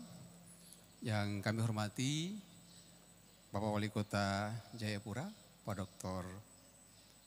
Frans PK MSc, yang kami hormati Bapak Wali Kota, pejabat Wali Kota yang tergabung dalam Apeksi Komil 6, Bapak Ibu hadirin sekalian yang peserta rapat kerja Apeksi Komil 6 yang berbahagia. Pertama-tama sebagai insan yang beriman, patutlah kiranya kita senantiasa memanjatkan puji syukur kehadirat Allah Subhanahu wa taala, Tuhan yang Maha Esa, karena atas limpahan rahmat dan karunia-Nya, utamanya nikmat sehat walafiat dan kesempatan, sehingga pada kesempatan yang berbahagia ini kita bisa bertemu baku dapa di rapat kerja Apeksi Komil 6 ini. Bapak Ibu sekalian, kami ingin memberikan beberapa hal di rapat kerja ini. Yang pertama, kita akan ada 3 hal yang kita akan membahas. Yang pertama adalah terkait dengan progres program kerja di 2023. Yang kedua, terkait dengan draft untuk program kita di 2024. Dan yang ketiga adalah kami mohon usulan dari Bapak Ibu sekalian terkait dengan rekomendasi untuk dibawa ke Rakernas Apeksi 16 di Makassar di tanggal 10 sampai dengan 14 Juli nanti. Oke, kita lanjut di yang pertama terkait dengan program kerja tahun 2023. Bapak Ibu sekalian, Pak Ketua Apeksi dan Pak Manajer Pak Talib, bahwa di Rakerwil Apeksi Komil 6 yang dilaksanakan di Kota Tidore Kepulauan di tanggal 9 Juni 2022 itu, ini ada beberapa lahir program kerja di 2023. Ada 14 kegiatan yang kita sepakati di Rakerwil di Tidore. Bisa ditampilkan Ibu Oda? Ada 14, tapi yang untuk progres pelaksanaannya ada 6 kegiatan. Yang pertama adalah pendokumentasian best practice di Jayapura, Tidore, Makassar, dan Ambon. Yang kedua, ada penerbitan Intim News, yaitu di Sekretariat APEXI Makassar. Yang ketiga nanti Pak PJ Wali Kota Ambon, kita akan melaksanakan workshop pengelolaan sampah berkelanjutan di Kota Ambon. Yang keempat, Roundtable Mayor Discussion, kolaborasi membangun Indonesia Timur di Jayapura hari ini. Kemudian yang kelima adalah lokakarya percepatan pengembangan pembangunan infrastruktur yang akan dilaksanakan nanti di Kota Palopo. Kota Palopo belum hadir ya Pak Manajer, insya Allah kita akan laksanakan di sana. Dan yang keenam ada lokakarya pengurangan risiko stunting. Dan ini kita laksanakan di Kota Bau-Bau. Pak, insya Allah kita nanti akan laksanakan di Kota Bau-Bau. Untuk di tahun 2023 ini, sebaran kota pelaksanaan itu merata di Sulawesi, Maluku, dan Papua. Dengan jumlah kegiatan tadi 6 kegiatan. Untuk persentase program yang diakomodir di tahun 2023 ini, itu ada 42,86%. Untuk tahun 2023 ada 2 lokakarya, 1 rapat Rakerwil, 1 workshop, dan kegiatan rutin lainnya. Serta pendokumentasian, best practice, dan Intim News. Bapak Ibu sekalian, Pak Wali Kota yang kami hormati, kita lanjut di program tahun 2024. Ada beberapa kegiatan yang rencana kita akan laksanakan di tahun 2024. Misalnya ada rapat dengan Sekdas APEXI. Ini ada di Sekretariat APEXI Komel 6, konsultasi organisasi, tempatnya di Jakarta. Dan ini ada di APBD Kota yang ada ketua. Ada juga Pak Ketua, ada Muskonwil nanti dilaksanakan di Tidore, itu di bulan Juni. Kemudian ada lokakarya percepatan transformasi ekonomi yang inklusif dan berkelanjutan, ada di Kota Parepare. Ada 10 kegiatan yang terakhir, workshop kerjasama pemerintah dan badan usaha, ini di Ternate. Insya Allah Pak Wali Kota Ternate di tahun 2024 bisa dilaksanakan di Ternate. Harapan kami adalah program yang disepakati dalam pertemuan hari ini diharapkan bisa diakomodir oleh kota-kota sebagaimana yang selama ini berlangsung. Tantangan kita depan adalah pelaksanaan program tahun depan dihadapkan pada tantangan kita memasuki tahun politik. Ada pemilu legislatif, pilpres, dan pilkada di seluruh wilayah Indonesia. Ini sangat akan mempengaruhi program kerja kita. Yang terakhir Bapak Ibu sekalian, di program kerja ini ada kami juga melaporkan terkait dengan keuangan. Rekapitulasi iuran dari kota-kota APEXI Komil 6 di tahun 2021, 2022, dan tahun 2023. Untuk tahun 2021 ini sudah 13 kota yang sudah melunasi iuran, mungkin diharapkan cepat untuk dilunasi bagi yang belum. Kemudian di tahun 2022 sudah ada 14 kota yang melunasi, dan di tahun 2023 juga ada 14 kota yang sudah melunasi iuran untuk keuangan di APEXI. Kalau ada 17 kota berarti Pak Ketua ada sisa 3 kota yang belum melunasi. Mudah-mudahan ini bisa cepat untuk dilunasi. Mungkin itu program dan kegiatan kita progres di tahun 2023 maupun program dan kegiatan yang akan dilaksanakan di tahun 2024. Selanjutnya terkait dengan rekomendasi, ada beberapa rekomendasi yang tadi sudah kita coba mengidentifikasi terkait beberapa hal seperti yang disampaikan oleh Pak Ketua APEXI dan Pak Ketua APEXI Komil 6, begitu juga dengan Pak Ketua APEXI dan Pak PJ Wali Kota Jayapura. Kita ada mengidentifikasi ada sekitar 5 rekomendasi akan dibawa ke Rakernas di Makassar. Oleh karenanya mudah-mudahan di hari ini kita memohon, kita akan mendiskusikan mungkin ada tambahan-tambahan rekomendasi lagi yang akan dibawa ke Rakernas APEXI pada tanggal 10 sampai 14 Juli di Makassar. Singkatnya yang 5 yang kita telah mengidentifikasi itu, yang pertama terkait dengan pembagian DBH kabupaten kota, ini dari provinsi, karena ini juga dari pusat sehingga mengalami keterlambatan. Oleh karenanya ada upaya dari pengurus APEXI untuk bisa disampaikan lewat Rakernas agar pembayaran DBH itu tepat waktu sehingga tidak mempengaruhi pelaksanaan APBD kabupaten maupun kota. Yang kedua terkait dengan persoalan honorer, nah ini harus dituntaskan sehingga tidak menjadi bom waktu di kemudian hari. Yang ketiga terkait dengan dana kelurahan. Nah, dana kelurahan ini sudah berkali-kali diperjuangkan oleh pengurus APEXI.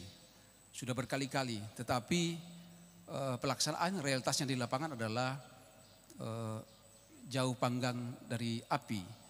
Yang dulunya itu standarnya di bawah dana desa, standarnya di bawah dana desa, tapi tidak direalisasikan seperti itu. Yang selanjutnya terkait dengan Kepres 33 tahun 2020, dan ini menyisahkan persoalan di kota-kota, kabupaten kota maupun provinsi, karena yang tadinya perjalanan daerah Pak Wali Kota itu ketika Perpres ini diterbitkan sangat menyakitkan dalam tanda petik. Oleh karena ini harus ditinjau kembali. Oleh karena itu harus ditinjau kembali dan ini menjadi perhatian penting untuk APEXI dibawa di Rakernas nanti. Dan yang selanjutnya seperti yang disampaikan rekomendasi oleh Pak Pejabat Wali Kota Jayapura, harus ada DOB kabupaten kota di kota provinsi pemekaran di wilayah Papua. Mungkin itu beberapa hal dalam rekomendasi yang kita coba mengidentifikasi beberapa hal di rekomendasi itu. Mungkin setelah ini kita akan mendiskusikan, meminta saran dan pendapat tambahan untuk bisa memperkuat apa yang telah kita identifikasi tersebut. Mungkin itu demikian singkat, karena setelah ini kita ada city tour ke istirahat Isoma, kemudian city tour ke PNG. Kalau satu kaki di Jayapura, satu kaki di PNG, itu kita sudah ke luar negeri. Demikian mungkin Pak Manajer, Pak Ketua APEXI, apa yang kita sampaikan di progres pada Rakernas kali ini. Demikian, terima kasih. Billahi taufik wal hidayah. Assalamualaikum warahmatullahi wabarakatuh. Saya kembalikan. Kalau boleh sumbang saran, karena waktu kita terbatas, ada 2 yang mau diselesaikan. Yang pertama tadi program 2024, lalu rekomendasi masuk ke Rakernas. Kalau boleh kita bersetuju, Bapak Ibu diberi kesempatan curah pendapat saja, lalu itu kita catat untuk kemudian nanti disederhanakan di rumusan program, lalu kita akan kirim ke masing-masing pemerintah kota karena biasanya di kita selalu ada rapat teknis yang mengikutkan para asisten dan kabak tapem di masing-masing kota untuk memverifikasi program itu. Itu satu, lalu yang kedua berkaitan dengan tadi masukan ke Rakernas, sebagian sudah disebutkan, disampaikan saja nanti kami mencatat lalu juga dibuat rekapnya untuk diteruskan ke Apeksi Pusat sebagai bahan untuk perumusan materi Rakernas. Saya kira kalau bisa seperti itu Pak Sul, sehingga nanti dilepas saja ini teman-teman bicara. Silakan. Ya, terima kasih. Mungkin ada yang, oh ya, dari Kota Ternate, Pak Kadis, saya persilakan Pak Kadis. Oh sebelum Pak Kadis mungkin Pak Wali Kota Ternate, pada Pak Wali Kota Ternate disilakan. Iya. Ini ikhtiar saja, karena tahun depan itu kan tahun politik. Ya. Tahapan kan mulai bulan November. Ya. Jadi ikhtiarnya adalah dari beberapa kegiatan yang dilakukan ini untuk di ikhtiar waktunya, ya waktunya.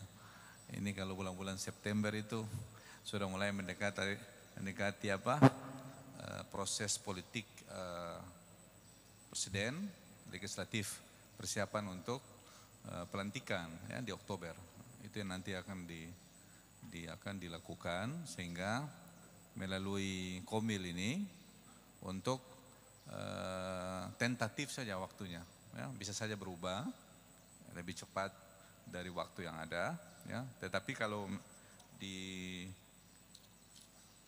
disampaikan waktu seperti ini bisa saja, tapi sifatnya tentatif. Bisa saja perubahan-perubahan yang terjadi dan catatannya di dalam program ini bahwa waktu yang dilakukan itu bersifat tentatif, takutnya ada tabrakan dengan beberapa kegiatan-kegiatan yang perlu konsen dari pemerintah daerah. Saya kira itu dari saya.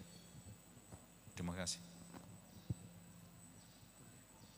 Terima kasih Pak Wali Kota Ternate. Selanjutnya mungkin Pak Kadis, Bendera Kota Ternate, baru kita jawab sekalian.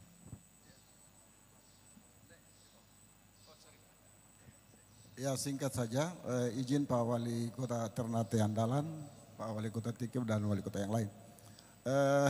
Sebagaimana saya katakan awal tadi, kami sangat berharap ya terkait dengan persoalan kepemimpinan. Ya saya katakan di awal tadi pertanyaan awal bahwa terkait dengan pimpinan pemerintah daerah atau kepala daerah. Ini paling tidak disampaikan ke Apeksi Pusat. Karena kepemimpinan wali kota kepala daerah ini kan pilihan rakyat. Nah oleh karena itu ada rasa adil yang saya katakan tadi bahwa kalau 5 tahun jangan lagi 3 tahun, 2 tahun segala macam. Ini bicara konstitusi. Ini juga harus diperjuangkan oleh bapak-bapak wali kota tergabung dalam Apeksi. Ya, itu bicara tentang keadilan. Yang kedua telah disampaikan tadi bahwa terkait dengan dana bagi hasil tadi. Ya, ini harus lebih kencang disuarakan Bapak. Ya. Kalau terhadap daerah-daerah ini pusing terkait dengan DBH, apalagi Maluku Utara, ya, Tatono sampai Tomo bawa asap di daerah. Yang ketiga terkait dengan pendidikan tadi saya sangat sepakat, kalau boleh provinsi itu kan tidak punya wilayah dia sebagai koordinator perpanjangan tangan pusat di daerah. Nah oleh karena itu pendidikan SMA, SMK itu dikembalikan ke kabupaten kota sehingga mudah untuk diurus. Contoh, kalau permasalahan yang terjadi siswa tawuran di sebuah kabupaten kota, yang pusing adalah kepala daerah kabupaten kota, bukan provinsi. Nah oleh karena itu kembalikan seperti dulu, saya pikir itu lebih bagus daripada yang terjadi sekarang. Nah, seperti lagi honor bagi PTT dan segala macam. Di provinsi sampai dengan tahun-tahun tidak dibayar. Ini akibat karena apa? Nah oleh karena itu supaya memperkendek rencana kendali pengurusan kependidikan itu dikembalikan ke kabupaten kota. Provinsi tidak usah urus itu. Ya, rusak nantinya. Demikian dari kami, terima kasih. Wassalamualaikum warahmatullahi wabarakatuh. Ya, terima kasih Pak Wali Kota Ternate dan Pak Kadis. Masih ada? Kita jawab dulu ya. Jawab ini dulu Pak. Pak. Ntar Pak. Pak Wali Kota Ambon kita ditampung, dijawab ditampung dulu baru. 2, 3, 4 itu ditampung semua. Toh. Yang pertanyaan pertama tadi itu Apeksi sudah memperjuangkan, tetapi kembali kepada undang-undang atau peraturan KPU. Jadi saya dengan Wali Kota Ternate ini korban politik. Korban politik kenapa? Kami cuma menjalankan 3 tahun 8 bulan. Seharusnya 5 tahun sesuai dengan Undang-Undang Dasar 45. Tapi kebijakan pemerintah pusat alasannya itu apakah sisa bulan itu apakah dibayar tunjangan atau lain-lain gaji, kita belum tahu persis. Mudah-mudahan ini kami tampung semua ini. Kita akan masuk ke rapat kerja nasional di Jakarta nanti, di Makassar, termasuk SMK dan SMA. Saya sependapat Pak, orang yang dapat getahnya, gubernur yang dapat manisnya. Gitu. Ini kita punya warga, itu semua itu. Saya contoh di Tidore, sebelum SMK atau SMA itu dipindahkan ke provinsi, tamatan dari Tidore, lulusan dari Tidore itu bisa masuk UGM, masuk perguruan di Unhas. Sekarang susah. Sedangkan tanggung jawab kita cuma TK sampai ke SMP. Jadi setuju Pak masuk ke itu. Terus masuk ke rekomendasi semua Pak. Insya Allah. Kita perjuangkan di Makassar di ini termasuk tenaga honor. Ya, terima kasih. Ya, terima kasih Pak Ketua. Sudah dijawab oleh Pak Ketua terkait dengan yang ditanyakan oleh Pak saran dari Pak Wali Kota Ternate agar waktunya tentatif Pak Dr. Talib, Pak Manajer. Terus kemudian yang kedua masukan dari Pak Kadis Pendidikan Ternate menjadi catatan kami aku dimasukkan ke rekomendasi. Kalau boleh bukan 5 tahun tetapi 3 periode. Karena Pak Wali Kota juga akan calon Gubernur Maluku Utara. Begitu juga dengan Pak Wali Kota Ternate akan maju ke periode kedua. Saya persilakan Pak PJ Wali Kota Ambon. Terima kasih Pak Ketua. Kita karena tidak bisa melihat draft atau rancangan rekomendasi yang mau disampaikan, saya ingin menambahkan saja Pak, perjuangan kita daerah-daerah kepulauan ini kan terus dilakukan walaupun sudah sekitar 14 tahun lebih tidak membuahkan hasil, jangankan untuk melahirkan undang-undang daerah kepulauan, tetapi dibahas saja, masuk dalam prioritas saja tidak. Nah karena itu dengan kondisi kita yang wilayah kepulauan yang sulit dari sisi transportasi, kemudian kita butuh biaya yang besar untuk transportasi untuk aktivitas ekonomi dan sebagainya, dan karena itu saya rasa tidak salah juga kalau lewat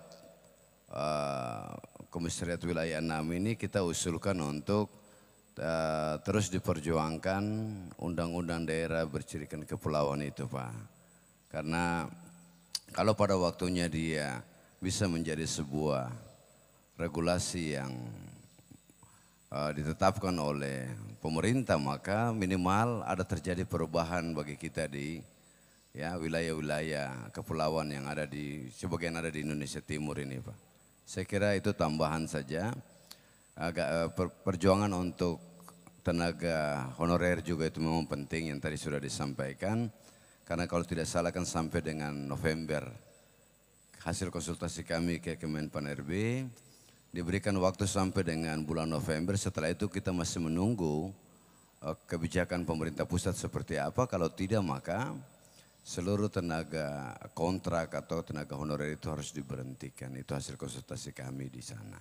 Nah, kita berharap ada kebijakan yang lebih moderat untuk anak-anak kita, saudara-saudara kita yang ada di daerah ini Pak. Saya kira itu aja Pak, terima kasih.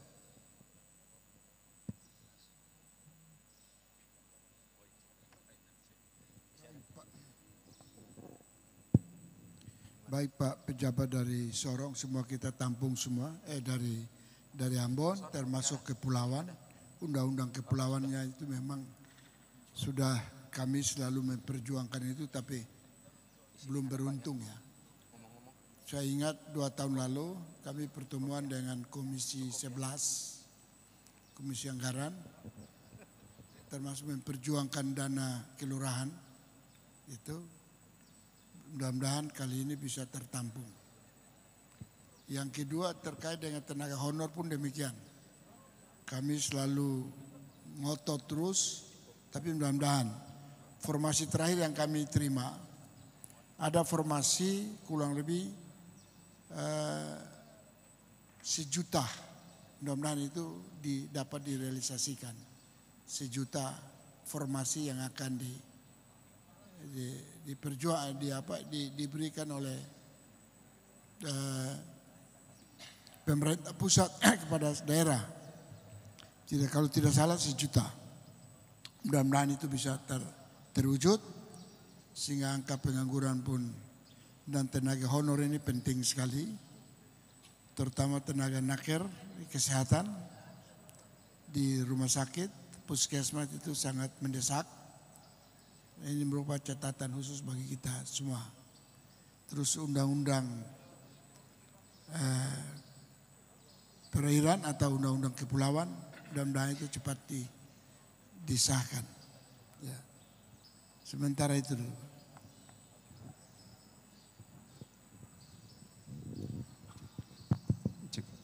Ya, terima kasih Pak Ketua, Pak Wali Kota Tidore. Mungkin sudah waktu untuk makan kayaknya. Sudah waktu untuk isoma setengah 1. Mungkin kita bisa akhiri pertemuan kita di siang hari ini karena sebentar malam itu ada pertemuan lagi sehingga nanti sebentar malam baru ditutup secara resmi. Untuk itu hasil dari yang kita bicarakan di siang hari ini akan kita rapatkan di pengurus Apexi Komel 6. Kemudian hasilnya ini akan kita share ke Bapak Ibu sekalian untuk dijadikan bahan yang akan dibawa ke Rakernas. Itu kesimpulan kita pada rapat kerja di siang hari ini. Demikian sekali lagi terima kasih atas kehadirannya Bapak Ibu Bapak Wali Kota, Pejabat Wali Kota. Penutupannya sebentar malam, Pak PJ Wali Kota Jayapura mungkin malam ya. Kita nyanyi-nyanyi sedikit untuk mengeksplor keindahan Jayapura. Demikian, terima kasih sekali lagi, apresiasi dan terima kasih kepada Bapak Ibu sekalian. Demikian, alhamdulillahirrahmanirrahim, billahi taufik wal hidayah, wassalamualaikum warahmatullahi wabarakatuh. Salam, selamat siang. Waalaikumsalam warahmatullahi wabarakatuh. Ya, baik Bapak Ibu, setelah sesi ini kita selanjutnya makan siang sesuai dengan apa yang disiapkan di tempat ini, dan setelah itu kita siap-siap ke PNJ. Ya, jadi kalau bisa mungkin enggak ke hotel lagi, biar nanti dari sana baru kita istirahat. Khawatirnya kalau balik enggak ketemu lagi nanti anunya. Ya.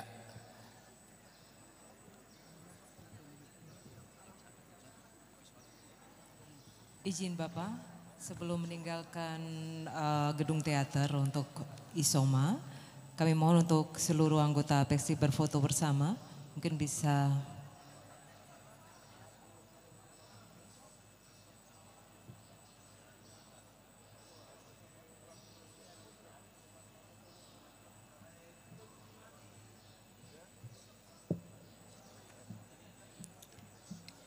untuk seluruh anggota Apexi bisa ke atas panggung untuk pengambilan gambar.